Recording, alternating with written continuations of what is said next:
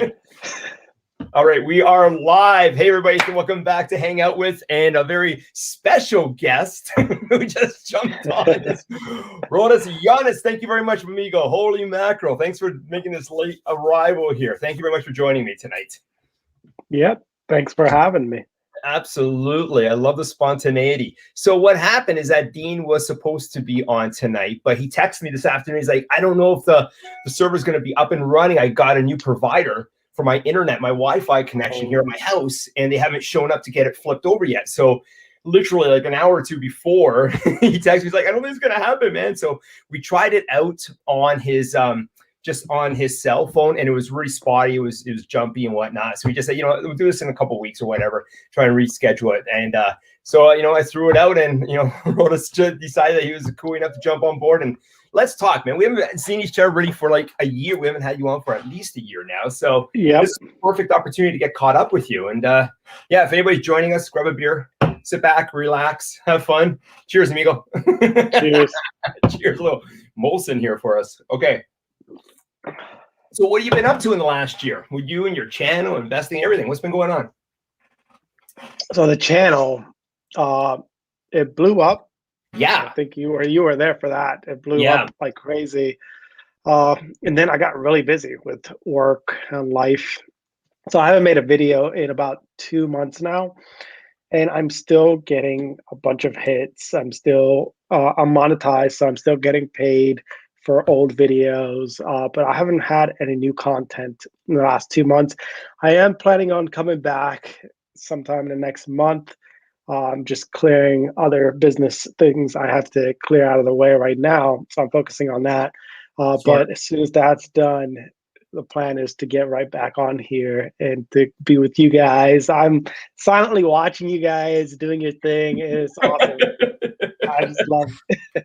So what? Hang on. So what? A month ago, you just said that's it. I can't handle doing all this because it is a lot. Like we always talk about, Ryan and I and everybody. We always talk about how much time is committed to doing these videos, right? So, like, what was the decide? And it's tough to let it go sometimes. What did you think? Yeah. What was your process of going through that?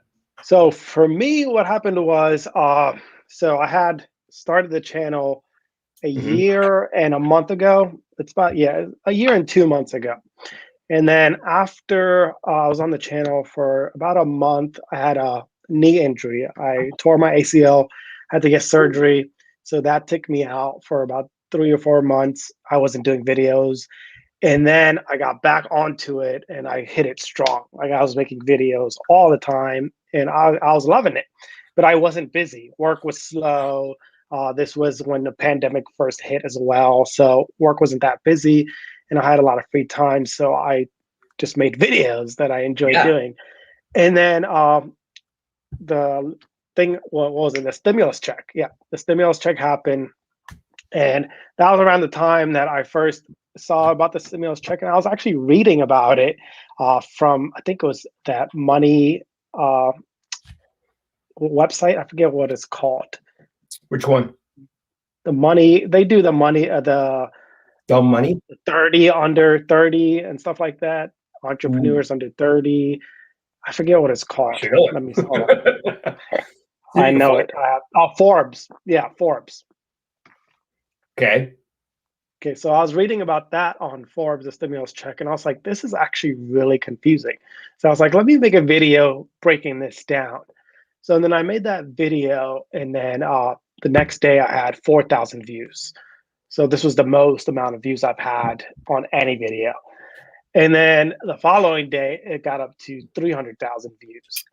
So, and then from there, I was just making more videos that users requested. They were asking me to do updates on this, updates on that.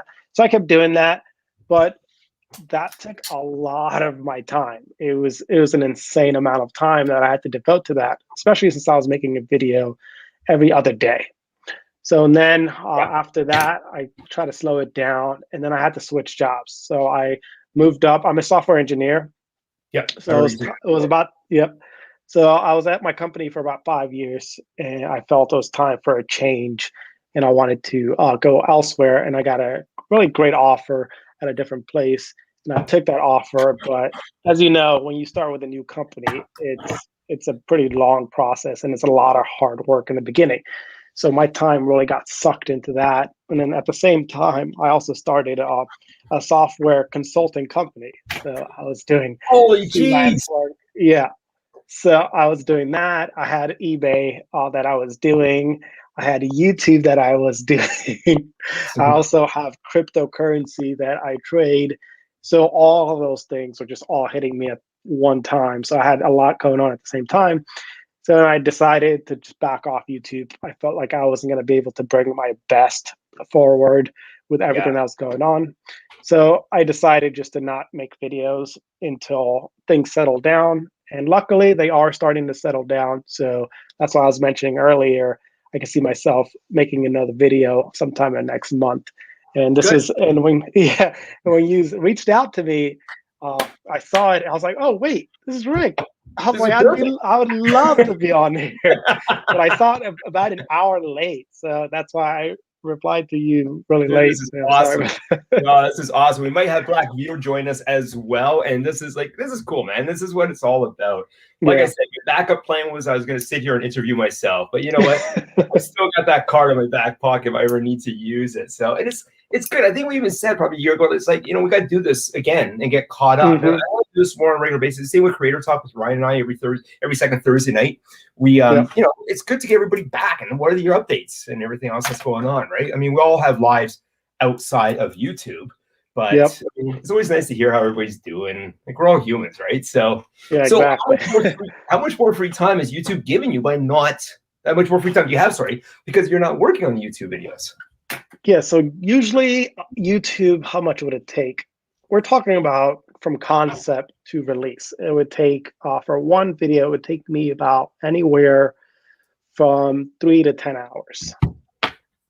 And that was heavily dependent, because what takes me the longest time is the shooting process. I'm sure a lot of other YouTubers will say the same thing. Hey, Black Vito.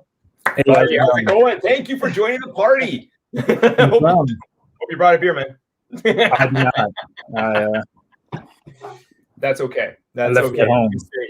Thanks for jumping on board as well. We're just getting the updates going on here, so we'll get updates from you. We're only like 2 questions in anyway, so it'll be good to hear how you're doing. So Rodas was just saying like he's taking a bit of a break from YouTube, and we're just talking about how much time it really saves you from not having to do the videos or whatnot. So carry on. Yeah, so anywhere from 3 to 10 hours is what it was taking me to do these videos. Yeah. And majority of the time was spent on the shooting and editing. The content design, the content idea and everything, that's something that I've always had. And it comes naturally and it comes easy.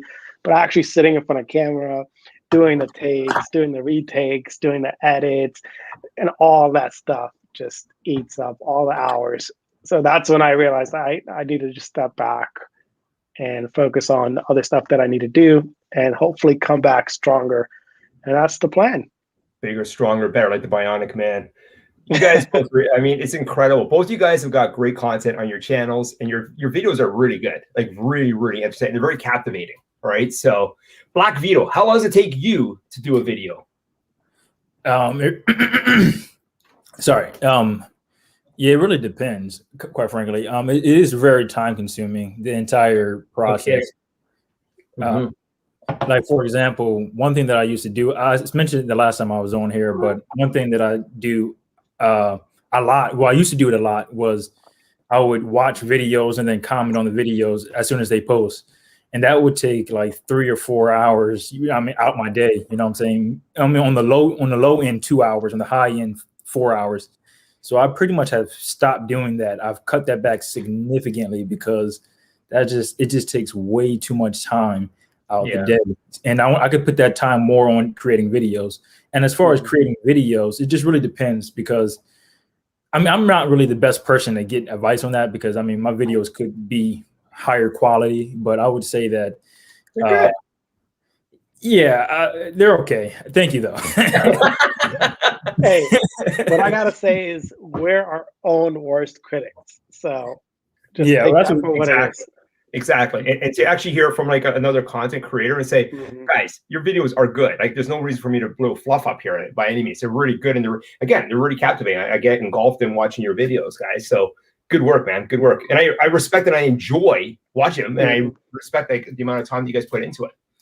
And also, Black Vito. I was going to say the last video I saw of yours was how you got onto millennial money. Oh yeah. So from that video, dude, your stuff is so much better than you think it is. It's really top notch, man. Just keep it up, because I live in Maryland too, so I'm down the street. Oh, you live in Maryland? Yeah. Oh, that's cool. That's cool, guys.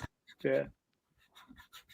Yeah, for me, as far as the video making process, I mean, the other thing I was mentioning is more like marketing, if you want to call it that. But as far as the video making, it depends, because depending on the complexity of the topic would depend on whether or not I write a script. So if it's like really, really simple, then I won't write a script. I just go off the top of my head and then, just edit out all of the pause and ums and ahs that you'll probably see right now.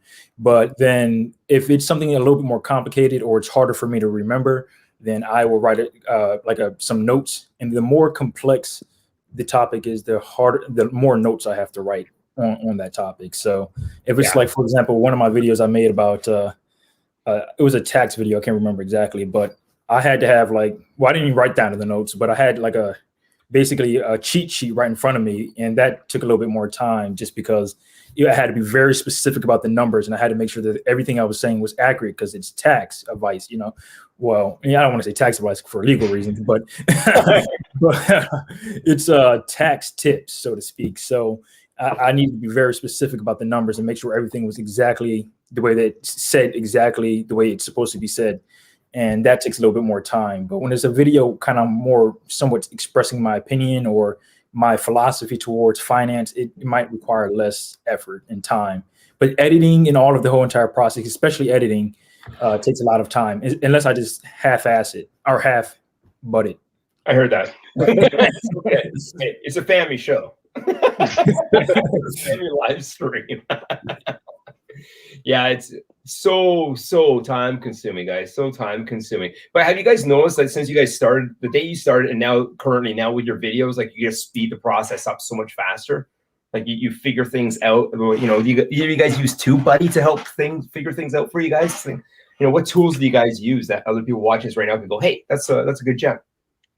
Yeah. So one of the tools is what you mentioned, TubeBuddy. And I was actually checking out your video setup here, because TubeBuddy gives you the scores. Gives you it's 80% good. And I saw yours was 82%. Yeah. I was like, oh, that's really good.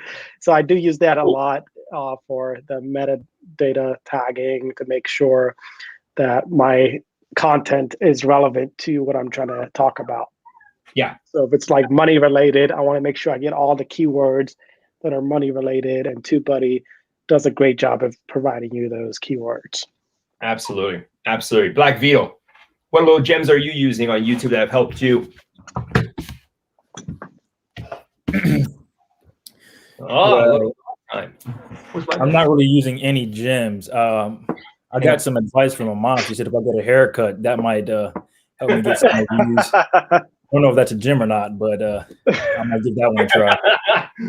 But as far as you got dogs. Hi, everybody. You guys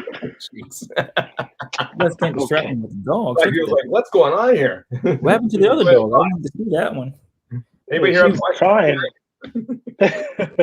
Oh, that's cool. I haven't had a dog in a while. No? Well, everybody say hi to Chico. Hola, Chico. ¿Cómo le va? Buenos días. So I hear a lot about TubeBuddy, but one of the YouTubers that are smaller YouTubers, but I like her channel, she was talking about how she uses TubeBuddy, and so I keep hearing about it, so I'll probably check it out eventually. Awesome. Awesome. I don't know. Sorry, was that? No, I was asking Black Vito, what do you currently use to tag videos? Tag? What do you mean by that? But when you upload a video, it'll ask you for the title, it'll ask you the description, and it'll ask you for the tags. Tags. Oh yeah, for the tags. There's this thing that I found like when I first started doing it, and just out of pure habit and laziness, I continue to use it.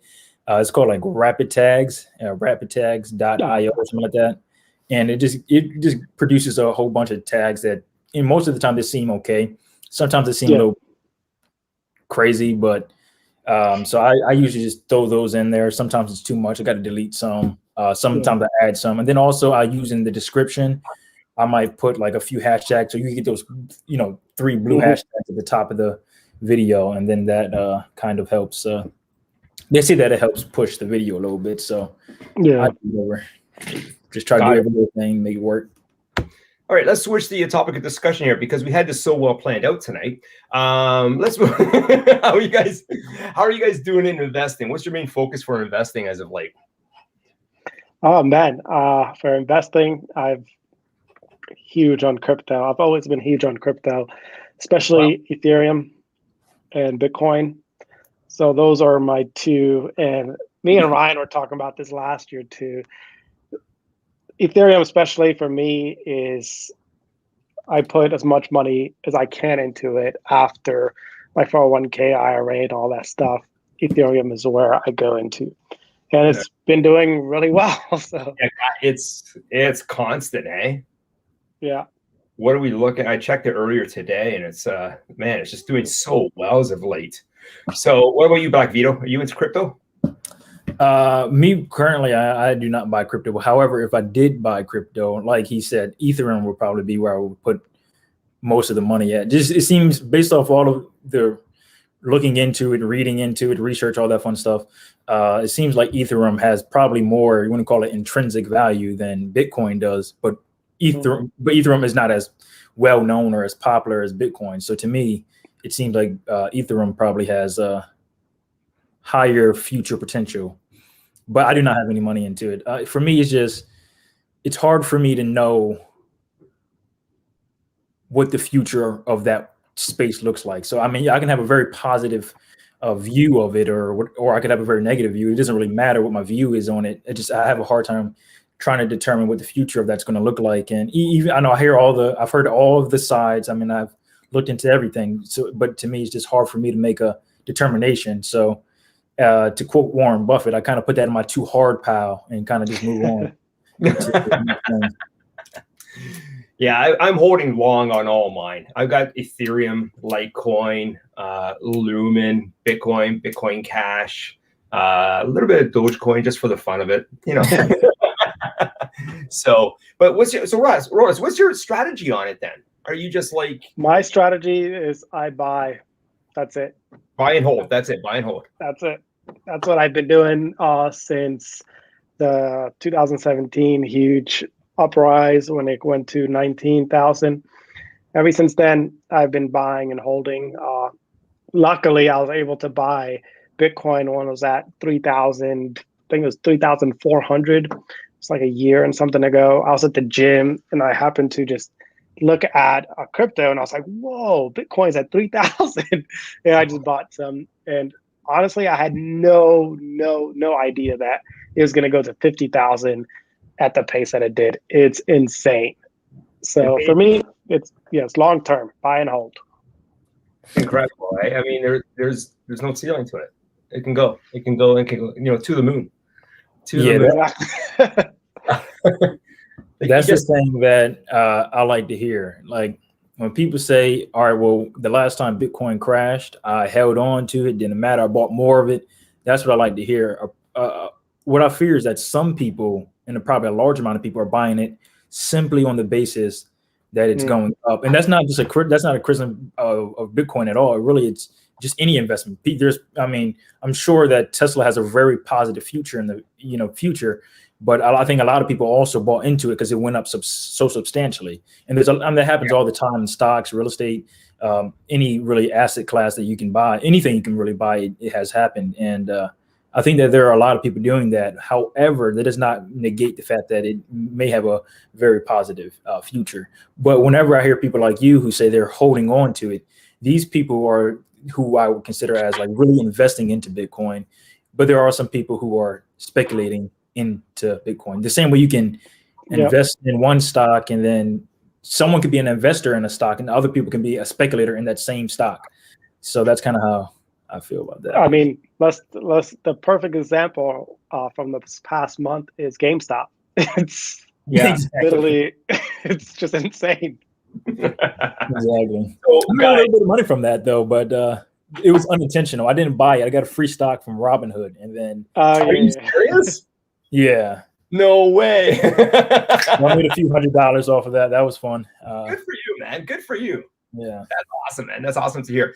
So one of the, they always say any regrets. Well, no, not really any regrets, but any past opportunities that you would want to jump back on? Yeah, Bitcoin. Because I bought mine back in 2013 for like just over $200 a coin. Yeah, for me, I didn't buy enough. Yeah.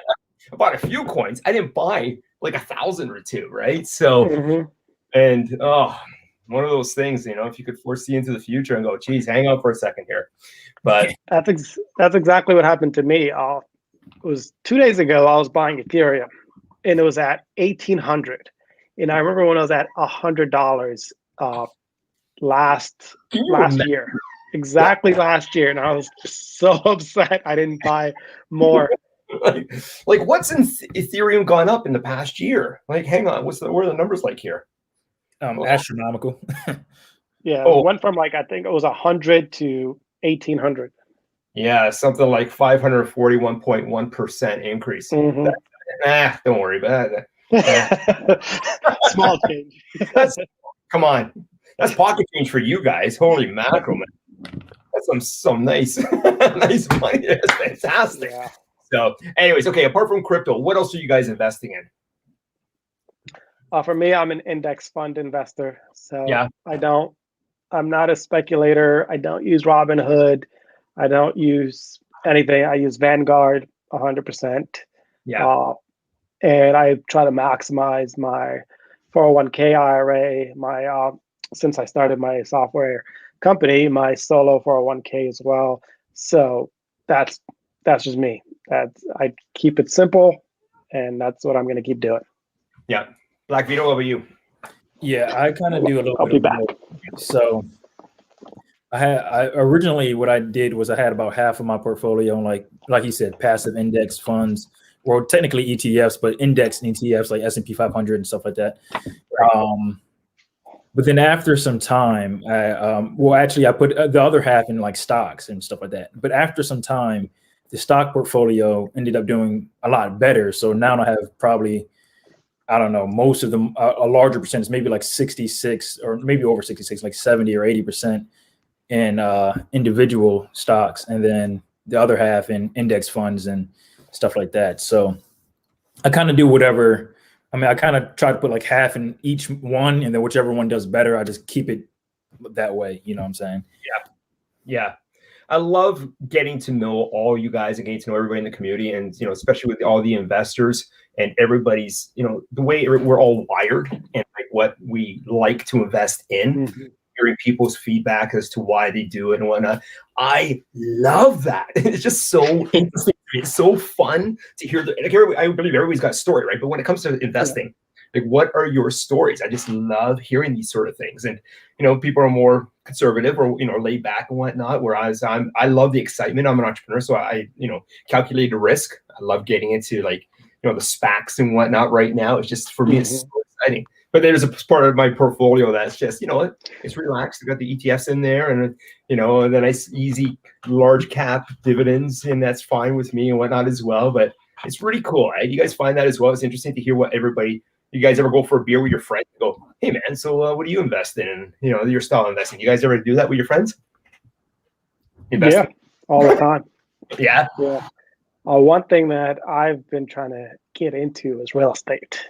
Real estate is my next venture. Do it. Highly recommend it. Do it. Well, that's my next question to you.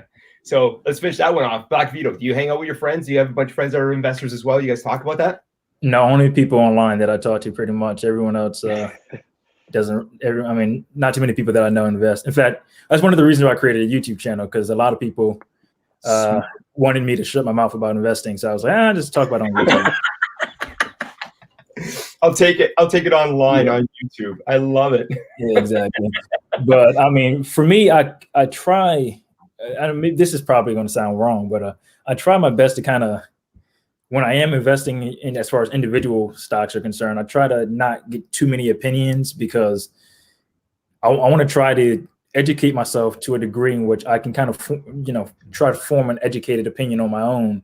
Right. Because a lot of the times other people's opinions are influenced by the general public's opinion, which, I mean, it's kind of hard to quote unquote beat the market if you are doing the same thing as the market. And obviously you're statistically unlikely to beat the market no matter what. But I'm just saying that if you are going to be buying individual stocks, I guess that's kind of the goal. So, or at least for me. So I feel like I would have to be doing something different, in which case I need to try to separate myself from a whole bunch of opinions,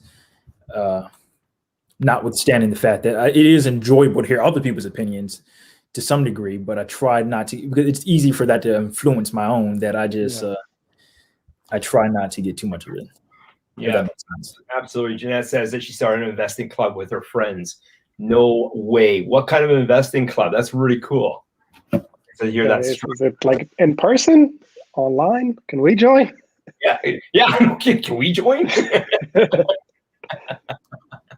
So I gotta admit though, I'm part of Gen X's, J-Max, Blood Phantom 81, Alex's, and Jose's RicoSuave Investing. I'm part of their Discords and their Patreons. And guys, there is such an abundance of information in those. They're all think tanks. It's incredible, the amount of information that people hand out. It's like, wow. So yeah, I love it. Love it. So interesting. It's so fun. So hang on. Let's see what Jeanette says here. They meet quarterly, online quarterly. No way. That's pretty cool, guys. That's really you should put the link or something. Yeah. Hey, well, let us know. I'd love to be, get involved in that as well. So, okay, what does all good say? All good. Were you affected by the snowstorm in Texas? Holy moly. We're getting all the video. Hey, Ben's here as well. Holy mackerel. Nice. Yeah, we're catching all the news of what's been going on in the southern states with all the snow and whatnot. Like, first time in Dallas, like snow in 100 years or something? A little worried about you there. Crazy. That is crazy. Man, oh, man. Stay safe, everybody. Holy mackerel. And Ben is here. Ben, thanks for joining us. So, okay, let's switch it over to real estate. Rodas, you want to get into real estate. What kind of real estate investing do you want to get into? Honestly, it's probably going to be just a rental property, a single family townhouse for the first one. And then ultimately, I've been doing a lot of research and joining a lot of Reddit forums around commercial real estate properties and all of that stuff. But I want to get started with just one single rental property and then see how that does, how I personally do with it. I don't know if it's going to be too hands-on for me. It's going to be, so I want to see how I do with it and then scale up from there. So the first one, I'm hoping to get into it this year. That's my goal, is to get my first rental property this year. So go for it. Go for it. Crawl, walk, and then run. Yep, exactly. As soon as you bring a property manager on, it's worth the 10% to have them cover it for you. Mm-hmm. So, that's what I've been reading. Yeah, it's so true. We'll talk about that in a second, actually. Black Vito, how about you? Any interest in real estate? Oh, I'm definitely interested in real estate. That's one of the next things I want is real estate. I mean, I was introduced to a potential opportunity that I can't get too much into, but I was introduced into a potential opportunity recently. And if I can get that opportunity, like if it works out, then it would be probably the best real estate deal. I mean, the best first real estate deal that I could have ever asked for, you know what I'm saying? So nice. We'll see what happens. That actually just came up like within the last 7 days. So we'll see what happens with that. I got people out in Philly, and there's a real estate property there that needs to be dealt with. So I might be able to take control over that property and do things needed to do it. I'm not a big fan of, let me rephrase that. I don't really want to get into flipping properties too much. One reason is the tax implications of it. But I just, I like the idea of buying, renovate, repeat that. What do they call it? The bird process or whatever it is. Yeah. And for me, I feel like why sell the property if I can pull the equity out and then buy another property with that without having to deal with the taxes and all the things involved with selling the property. Yeah. So absolutely. Flipping is a whole other beast. It's a whole other beast. I was actually thinking about doing that for a while there here in Toronto, but then that was years ago and the price just went through the roof. So back in 2008, I started with my business partner, him and I started buying properties in Phoenix. And so we have 5 long-term rentals in Phoenix right now and 4 in Tampa and 1 in Mexico in Puerto Vallarta. And it is so fun. Like, you want to talk about investing in things that are fun investments.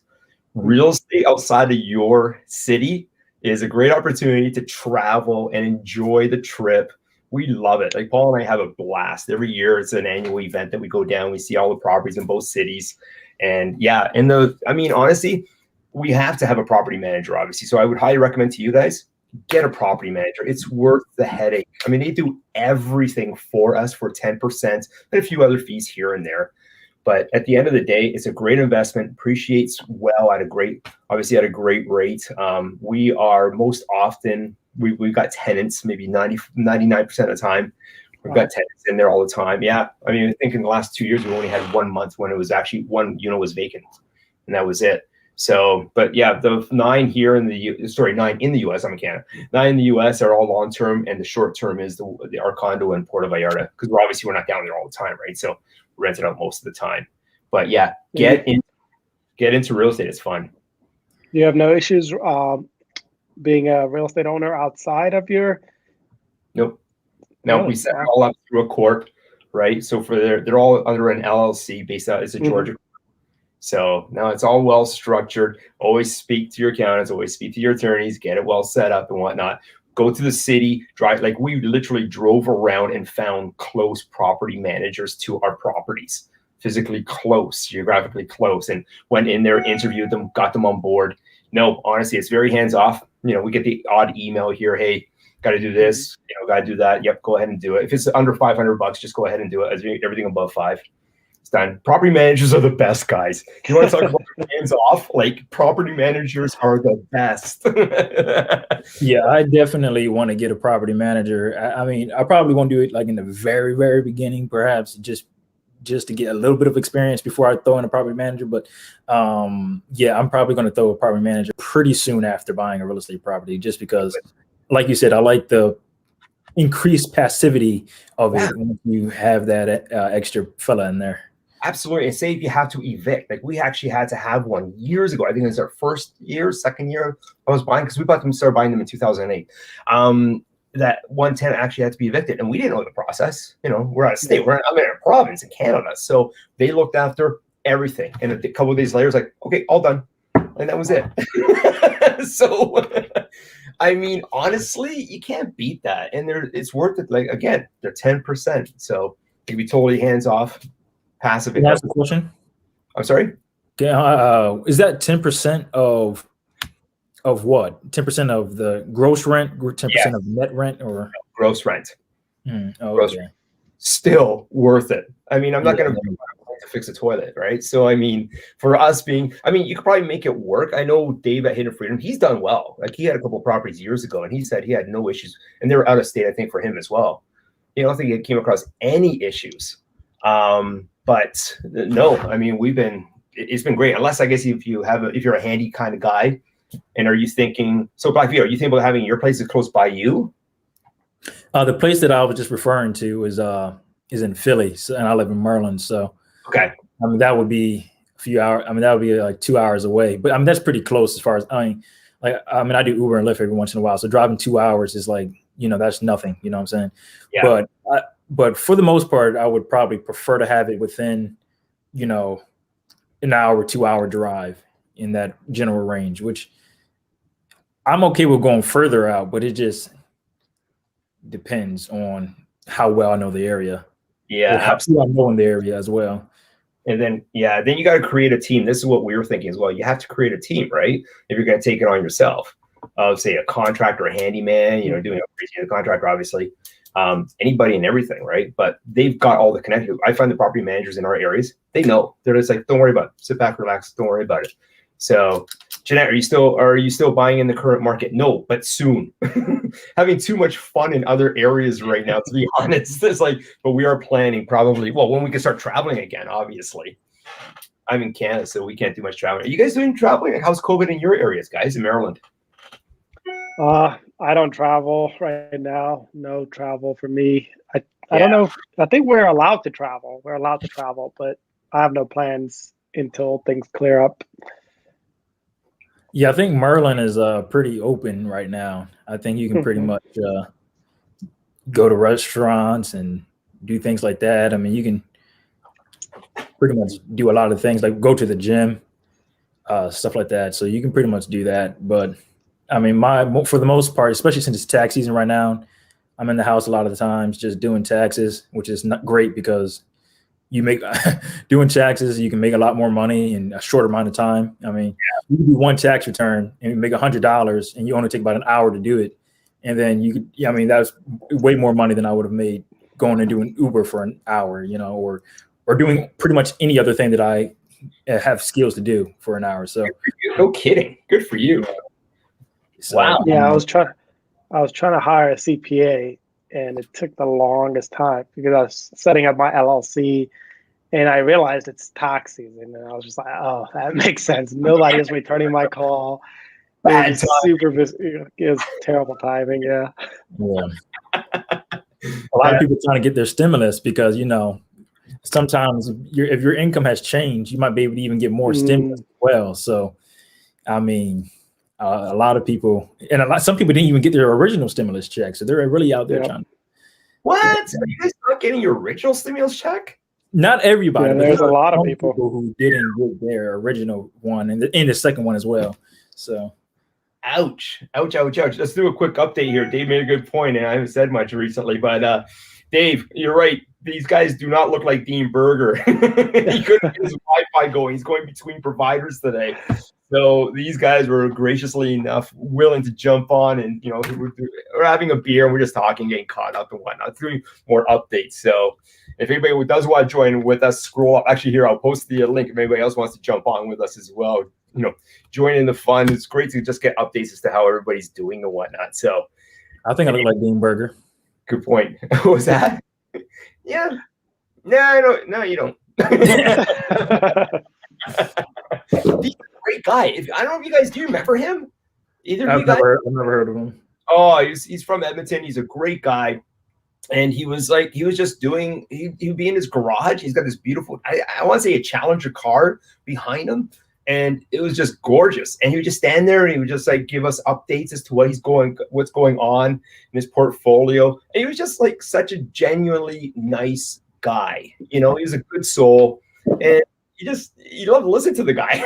And he would giggle. Every while he'd giggle, right? He'd laugh, he'd say, hey, you know, blah, blah, blah. And he was just it's great. So like I loved him.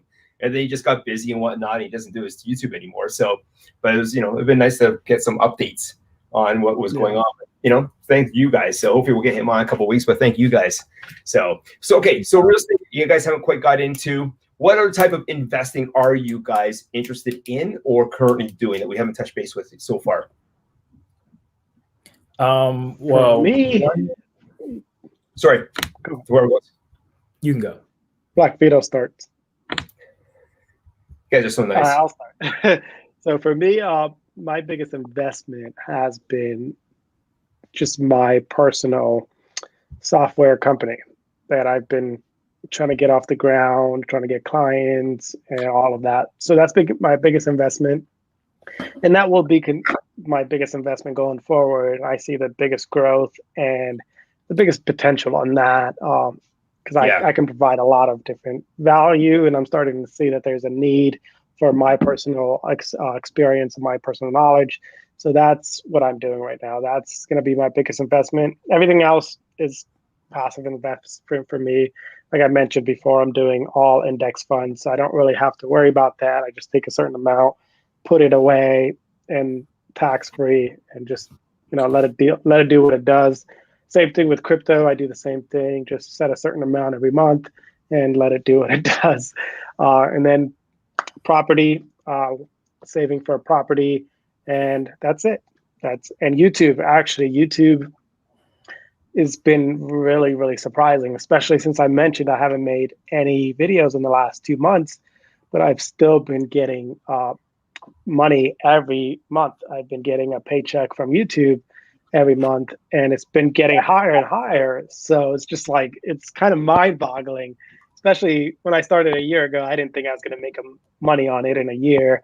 So those are my investments, and hopefully they grow and I continue doing those. That's what a great foundation. I mean, you're on the launch pad. You're already taking off. That's incredible, man. Yeah. That's so cool. Good for you. I want to talk more about your YouTube channel but Black Vito first. So you're up, buddy. I was going to ask him a question about his YouTube channel. What is your YouTube channel's name? Just my name. Just your name? See down there. Yep. So everybody, go and check out Black Vito, Rodas Yonass. Let's go. Everybody, get over there, subscribe, watch a few videos. Thumbs up, likes. Come on, make some comments.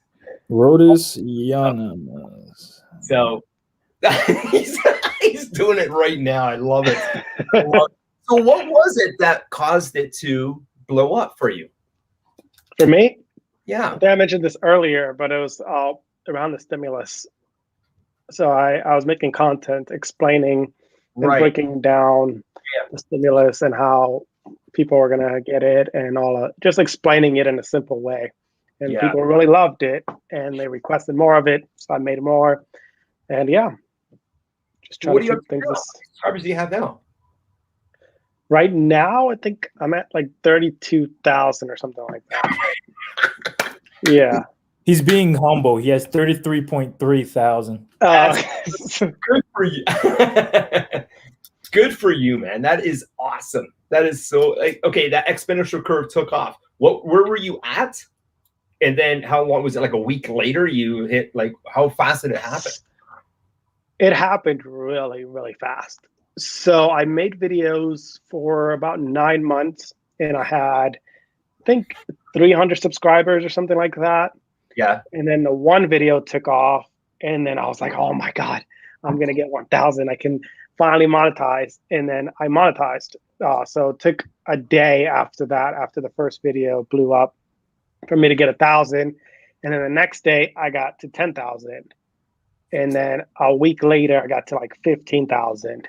And then it's just been growing ever since. And I haven't made any videos in the last 2 months, but my growth every month has been at least 1,000 subscribers per month. And this is just from old content. So YouTube is one of those monsters that the bigger you are, the bigger you will get. That's awesome. Man, I'm proud of you. Like, that was so cool. Good to hear. Black Vito, you've done extremely well as well. Let's hear your story. Yeah, I would say I've done okay. For me, I've been doing YouTube for a while, so for me, I'm just kind of like I could have done better. But it's been about 3 years I've been doing YouTube, so it's kind of like I feel like when I first started doing it, I was all over the place, and I kind of wasn't taking it really serious. I didn't want to invest any money into it, so I was just using a little cell phone, and so it just wasn't what it could have been if I was actually taking it serious from the beginning. I mean, there was a lot of financial YouTubers that came like maybe in my third to second year that weren't there before. If I would have taken it serious the first year that I did it, then I could have kind of got I could have advanced more. So it could have been, I could have been ahead of where I'm at currently. But I would say with YouTube, with me, I'm kind of just trying different things right now, because I actually have a second channel that I created that is doing better than my first channel right now. Like, it almost has the same amount of views actually. But I mean, that's for reasons that are not the best. But I would say that it has been hard to figure out what are the videos that are going to grow without me having to continually go out there and try to market my YouTube channel. You know what I'm saying? Like, what are videos that are going to hit the algorithm that are going to get pushed on its own? You know what I'm saying? And that's what I'm trying to test around, because also I'm seeing that some of my videos might not get as many views, but it has a higher CPM. So I'm also thinking about that as well. Like, what videos that, maybe I don't need as many views, but I can get a higher CPM on those videos. So I'm trying to test those two things out, and it's been kind of all over the place lately. To go back onto Black Vito's thought, so one of the things that I'm starting to discover in the videos that I keep getting the highest views on every month without doing anything are the videos where I focused on search. I focused straight on search, and that's after making the content. So a lot of the time, as us YouTubers, we focus on the content, we focus on the description, we focus on the title, we focus on all that stuff. But what I'm starting to realize is the bigger YouTubers and the ones that are really successful, they focus on the content 100%, and then they try to focus on the image and then the title. Like you might notice Graham and everybody, sometimes there's moments where they change their thumbnail or they change their title after uploading a video because they thought of a better one. So that's something that I've been doing, is just focusing on content that's searchable. And that's worked really, really extremely well for me. If you guys see any of my videos where I talk about how to ship stuff on eBay. So I looked through TubeBuddy, I think it was, and I saw that search algorithm is really, really high. People are searching for that every month, and there's a lot of people searching for it. So I try to just get on the search page, is what I did, and it works really well. In the beginning, you're not going to get the search results that you're expecting, especially with the amount of time you put into it to optimize your tag, your description, and your title. It's not going to be what you expect. But right, that's how YouTube works. Over time, the more people search for it and click on it and watch it for a certain amount of time, the more YouTube is going to realize I should bring this up in the search. And I saw one of my videos is actually ranked top 5 in search results from Google as well as YouTube. So I think for small YouTubers like us, we have to focus on search. People have to be able to find us by search. And that's, if you're looking for any advice, that's what I would say, is focus heavily on search when you're small. Yeah, that's what I've been thinking about. Well, one thing that led me to that is because Graham Stephan has like his little private mentorship group or whatever. And what he said there and he said this in an interview as well, but he said that a lot of the times what he'll try to do is think of like the title first and what he's going to make the title, and then he'll build a video around that.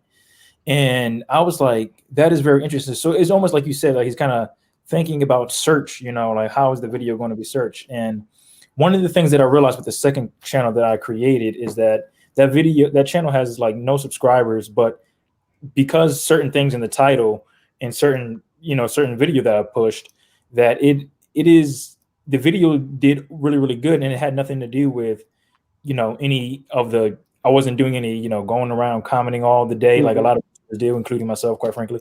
And it still did good. So I realized that at that point, I need to stop focusing on all these other things and focusing on making content that is likely to be searched, and then also make content that is obviously good, whatever the case may be, good quality content, good thumbnails, obviously.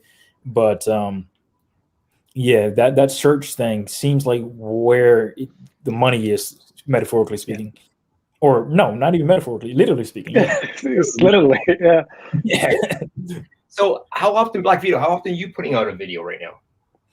My goal is 4 times a week, but you wouldn't know that from my actions. Wow, that's huge. Yeah, that is huge. For me, 4 on my main channel, because like I said, I technically have 3. One is a Spanish channel, one is a channel where I just post random things, somewhat probably copyrighted content, and then that channel I'm just doing whatever. But as far as the main channel that people watch is Black Vito Moneyology, and that channel I'm trying to do like 4 times a week, but it ends up usually being like 2 or 3 times a week, because I realized that I was actually only posting like 1.5 times a week, and I'm spending all this time on my YouTube channel, but how is it that I'm only, posting 1.5 videos a week? So obviously I was spending a lot of time doing things that were not actually producing videos, and videos are how you get views, and views is how you get money. So I was thinking like I needed to switch it up. I needed to focus more on video creation, and 4 to me seems like a good goal, but I think that if I shoot for 4, I probably end up getting like 3. So, but 4 seems like something that is sustainable long term, and is not as reliant on the success of perhaps one video. Because the less videos you do, the more those videos have to be successful, in order, to actually get the views that you want and the money that you're trying to make. Yeah. Do you guys actually ever see yourselves doing YouTube full time? Can you get to that level? For me, that's my retirement goal. Is once I have enough money and enough cash flow to support my expenses, I want to quit my software development job and just go into YouTube full time, 100%, be a content creator, and just do stuff that I enjoy on YouTube and not worry about the algorithm, not worry about the money, not worry about any of that. I just want to create, to be honest. So that's my ultimate goal, be a full-time YouTuber once my day job can provide my income. And how soon do you think that's going to be? Oh man, I'm hoping sometimes in the next 5 years, I can go into YouTube full time. Nice. Yeah. Nice. Black Vito, how about yourself? What do you think? Well, technically, I've been pretty much pretending, so to speak, that I am doing it full time. I mean, I basically do it like 40 hours a week, and then I pretty much do Uber and Lyft or whatever else I can do to cover my expenses, and then I try to spend the rest of the time creating and editing videos. Well, and then also I do other things like, for example, taxes. And then, so that's kind of what I've been doing lately. I don't know how long I'm going to be able to sustain that, but that's kind of what I've been doing. Kind of just try to do YouTube, spend maybe 40 hours a week on that, and then maybe spend an extra 20 hours a week doing, Uber and Lyft or something else, or maybe spend 20 hours a week working on my YouTube channel, and then maybe 40 hours a week, or maybe 20 hours a week working on Uber and Lyft, and then maybe another 20 hours a week trying to research stocks, which I don't do nearly as much as I probably should, but and then stuff like that. And then also spend some time reading and learning, so I have things to talk about, and also that I have the knowledge myself that I can use and implement. But long story short, basically, I actually haven't done Uber and Lyft in the last 20 days at least, and I've just been focusing on YouTube and doing taxes.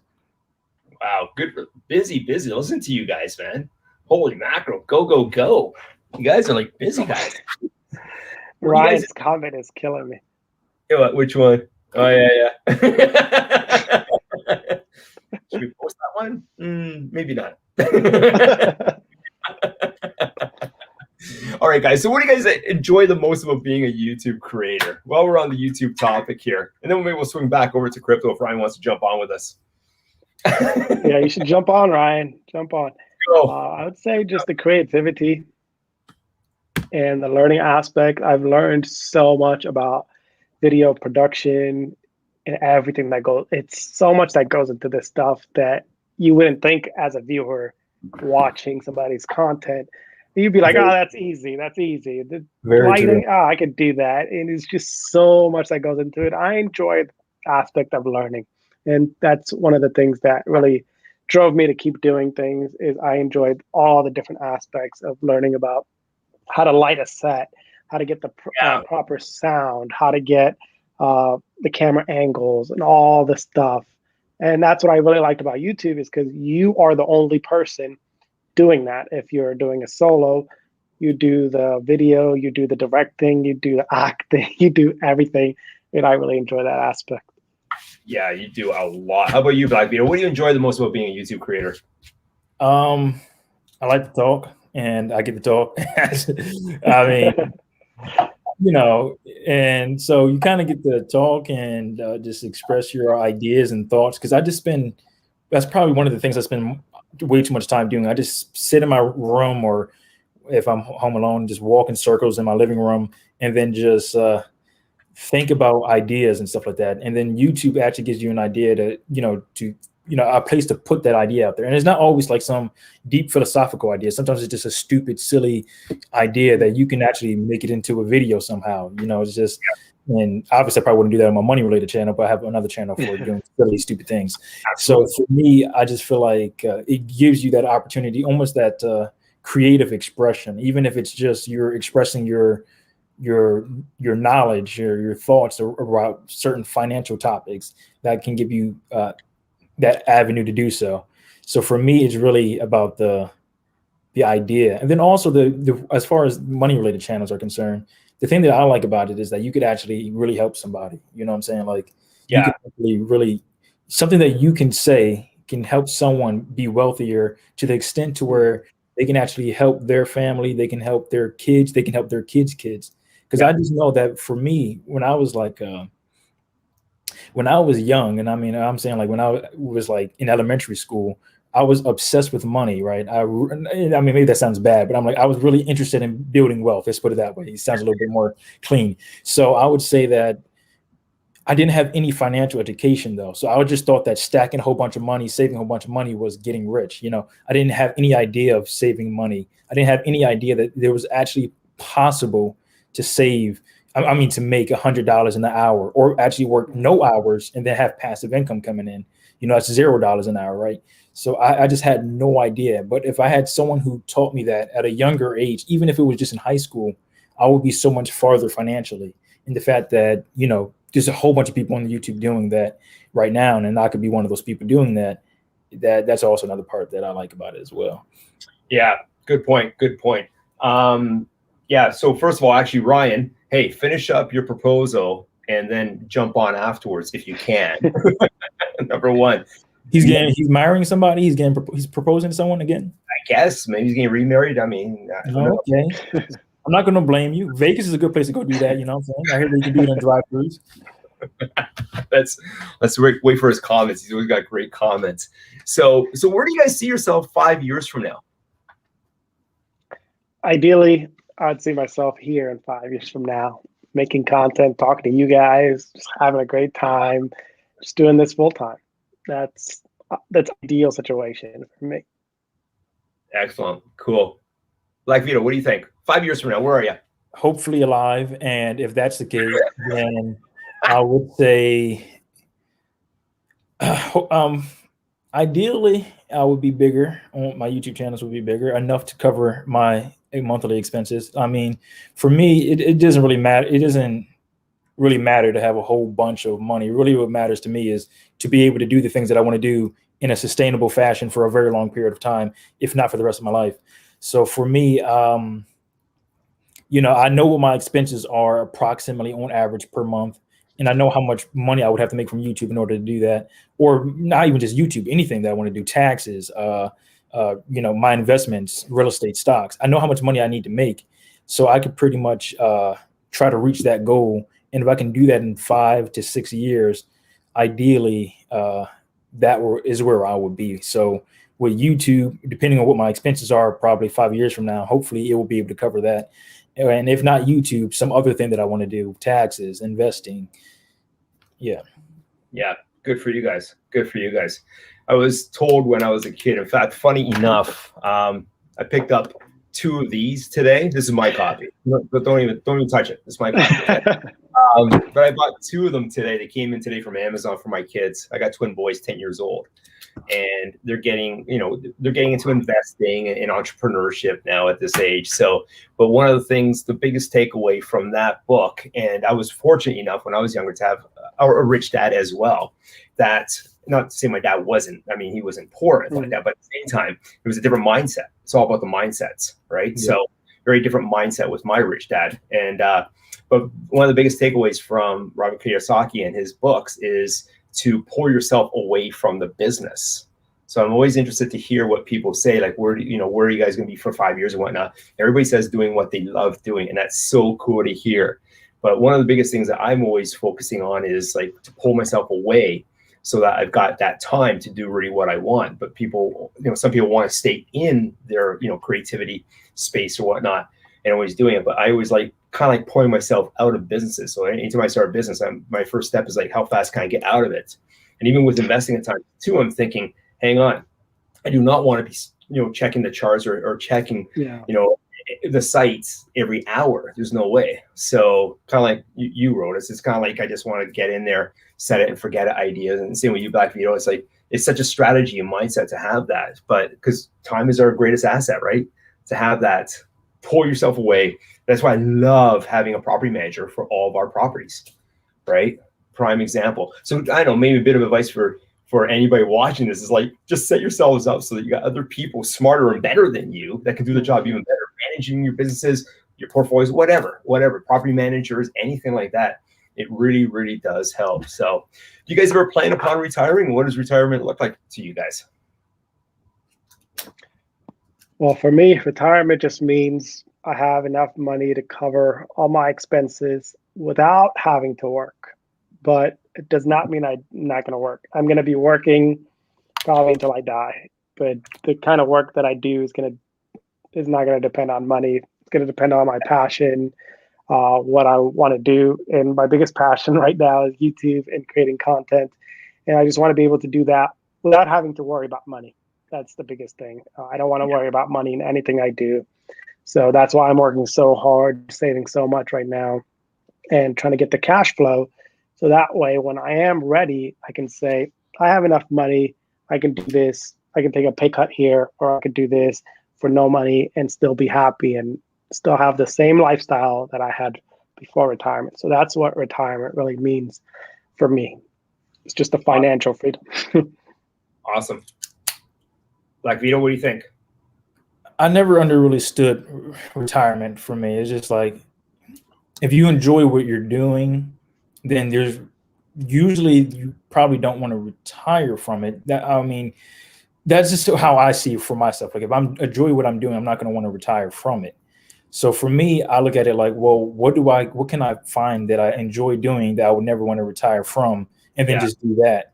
And if I can't afford to do that, then, well, for me, I feel like almost everything that I'm passionate about can make money if I get good enough at it. So then if I'm spending my time doing other things instead of doing that thing, that's taking time away from me getting good at that thing enough to where it can make me enough money to do it full time, and then I would never have to retire from that thing. So for me, I don't even think about retirement. I think about financial freedom, kind of like you said, kind of having that money coming in to where as though you don't really have to worry about working if you didn't want to. But for me, I focus on just trying to do the things that I want to do, because I always look at it like this. I always use this analogy that I try to live a life where, somewhat in between, living for my future self and living for my present self. And I try to do things that where my future self will be happy that I did it, and my present self will be happy that I did it, and everyone in between.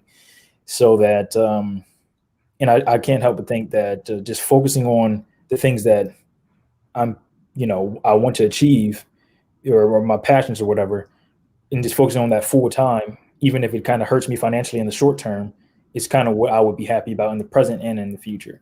So that's kind of just my thoughts on retirement. Not really even thinking about retirement, just really thinking about living a life that I enjoy, that is sustainable long term.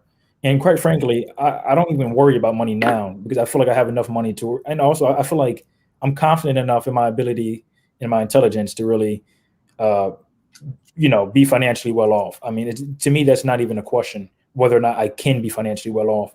For me, it's more about a question of, can I achieve the things that I want to achieve in life that are a little bit harder to achieve? Like, for example, being successful on YouTube, being successful in, I don't know, investing or something like that, or in tax business or something like that.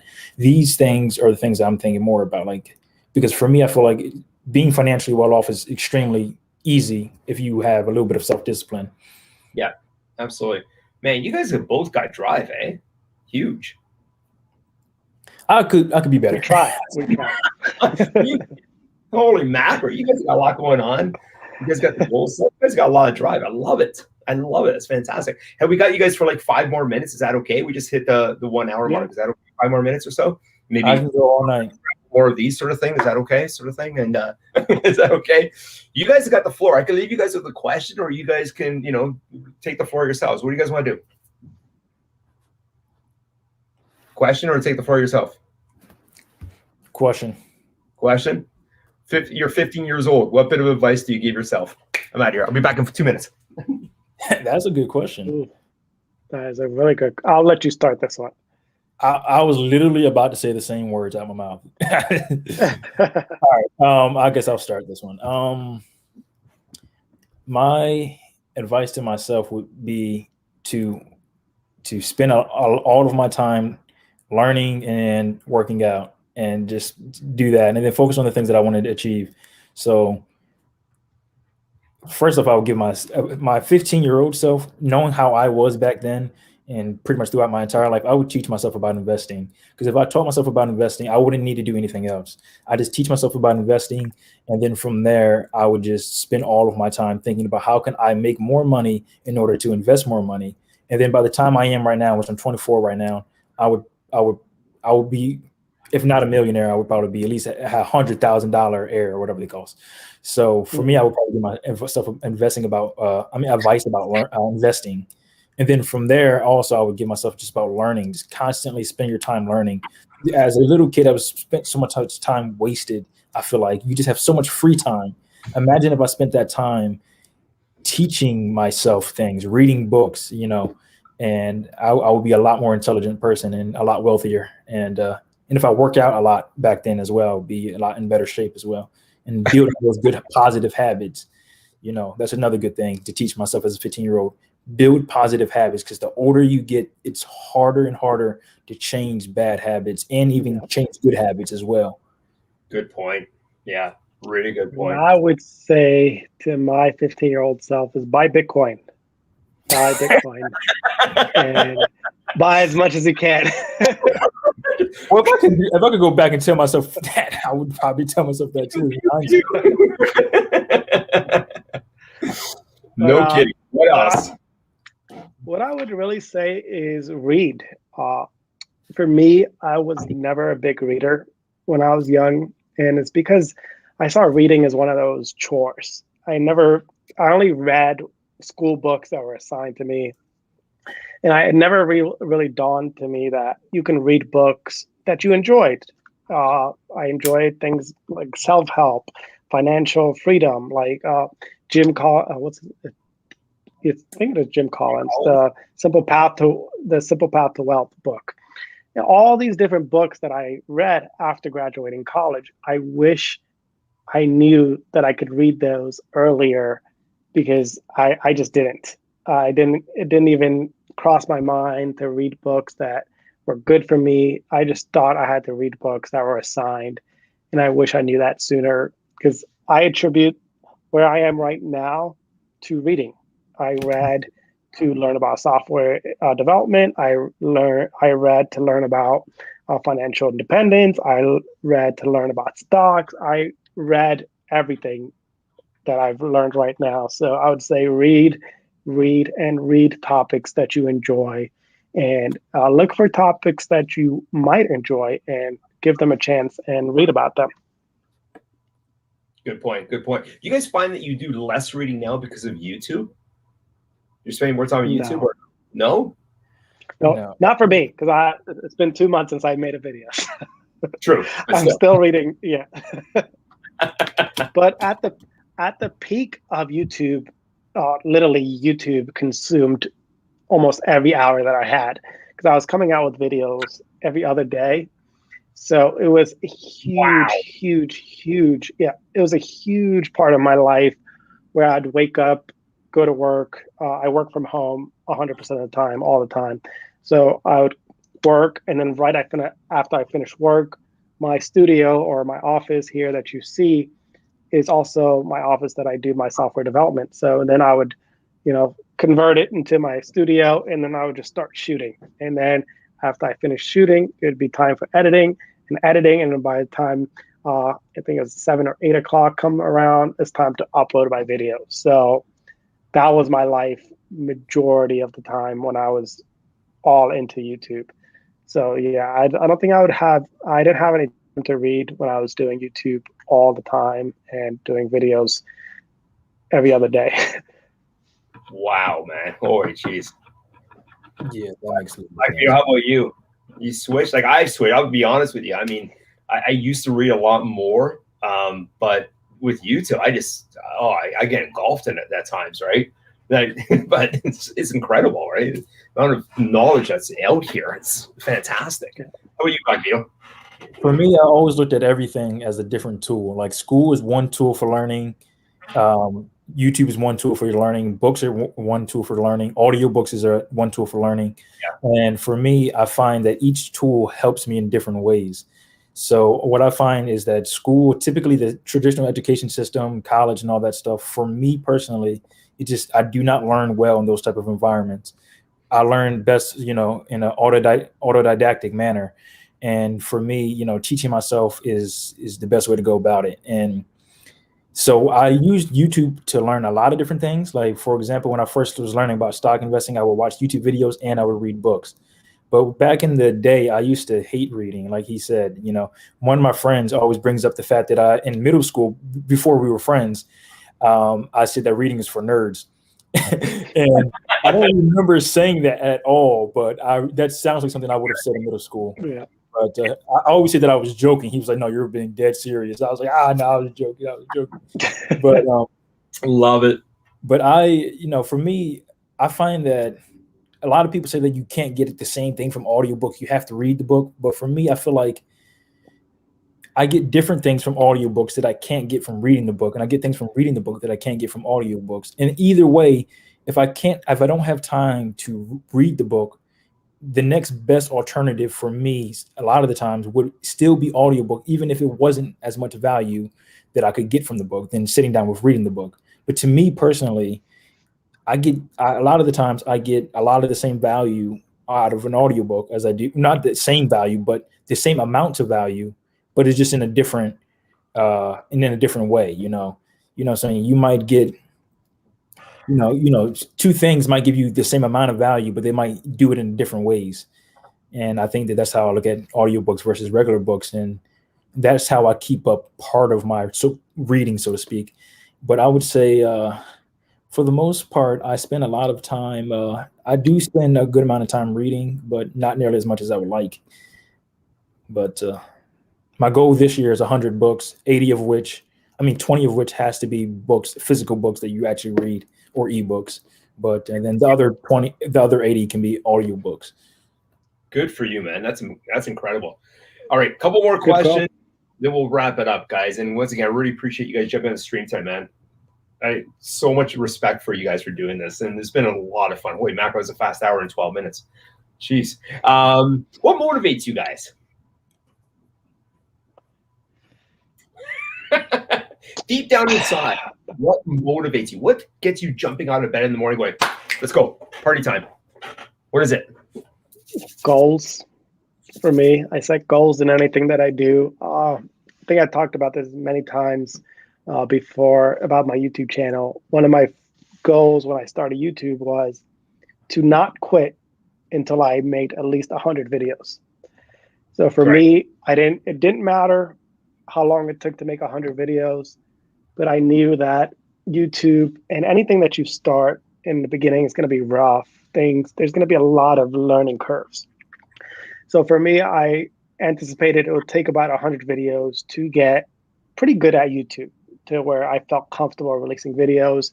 So that's what I usually do. Anytime I start a business, anytime I start a venture, I have a goal that is realistic and that makes me stay with that venture until I meet that goal. So I had the same goal with when I started my eBay. I wanted to make $1,000. And once I got to there, and then I wanted to do more. Same thing with YouTube, same thing with the reading. I wanted to read at least one book a month. And then once you conquer that. So I like to do incremental goals, and that really is what motivates me. So I find something that I want to try. And once I realize that I do really want to try it, and then I set a goal that's realistic and that can give me valuable feedback, and I piggyback off of that, and I just keep going. Interesting. Good for you. Black Vito, what motivates you? I would say that I haven't been particularly motivated lately, but I would say that generally speaking, the number one thing that motivates me is that I don't want to disappoint myself. and I do that a lot. So whenever I feel like I disappoint myself, like basically I set a goal and I could have achieved it, but I just didn't put enough work in. That is disappointing myself. I'm being less than what I could be. I'm not living up to my full potential. So that's another way to phrase the same thing. It's, not living up to my full potential. There's a quote from Warren Buffett or somebody, I think it was Warren Buffett. He said that most people never even reach a fraction of their full potential. And for me, that's kind of what motivates me, is that desire to not be one of those people who, fail to reach the full potential just because they don't put that work in. And I feel like a lot of the days I disappoint myself in doing that because I feel like I waste so much time, but I feel like these things take time to get better and better at over time. And then the other thing is that I kind of, I have this thing where I don't like being controlled by other people. I don't like other people having power over my life. And, whenever you're working for someone else, you kind of have that. And if you don't have a lot of money, other people are going to control your life. If you're working for someone else, they're kind of controlling your life. So for me, I just, like, for example, I said in 2019 is going to be the last year that I work for anyone else. That's probably not going to be exactly true, but I'm just kind of having a higher degree of independence is really my goal. Is to have if I am going to work for someone else, I need to have extreme independence if I'm going to work for them. And so I really don't like control. And I think that's probably part of it where I came from when I was a little kid. I just never liked someone being able to tell you what I can and can't spend money on. Like this time, I remember my dad. It was like I couldn't throw. There was this cereal, and I didn't feel like finishing the cereal. It was just too much cereal. I just like, I didn't throw this out. And he said I couldn't throw it out because he spent money on the cereal. And I was like, he only spent $1 on the cereal. If I spent $1 on the cereal, because I looked at the little, how they had the tag on there. Yeah, the tag, the price tag. Exactly. So I was like, if I could just so that means it was a fraction of 1% that he spent. A fraction of $1 that he spent on this cereal. So I was like, if I could actually just go out there and buy this own cereal, I could throw it out if I want to. And that's just one example I thought would be funny. But anyway, I just feel like, I don't like having other people have control over me. Yeah. And quite frankly, and meeting their standards of what is good and acceptable. That's one of the reasons why I left my tax job. They said that I wasn't performing as well as the store did last year, because I was the manager of the office, right? The tax office. And they were saying the tax office didn't do as well as they did last year. But one, it was a pandemic. And two, it was, they had like 3 or 4 times the staff that I had. So they were working with more people.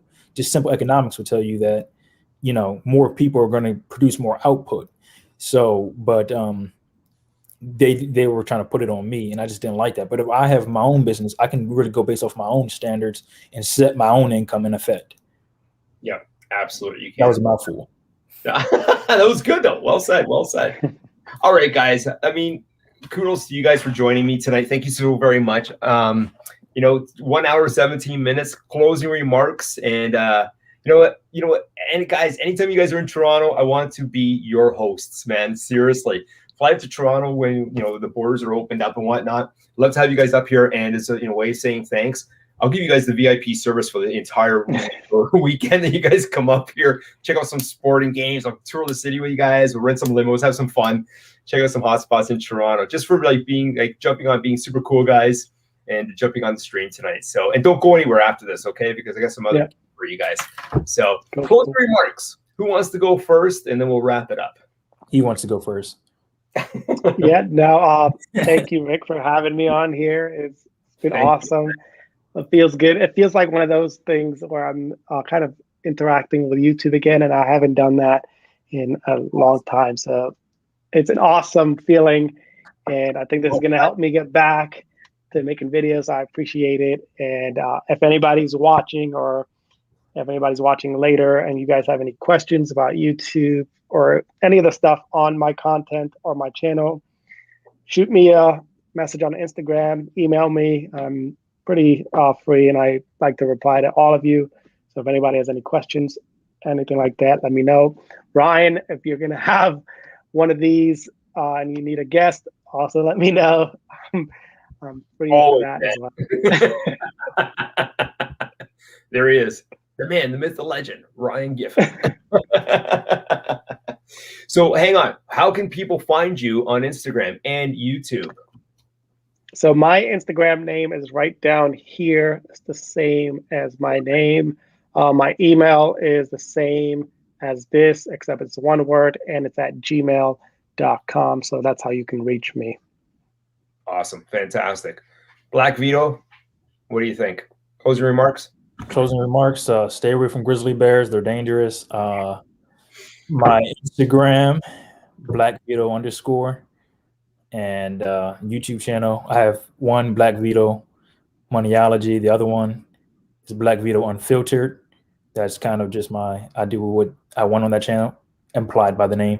And then the other one is a Spanish channel, Black Vito Dinerologia. And if you're a Spanish speaker, you might be able to know how to spell that, maybe not.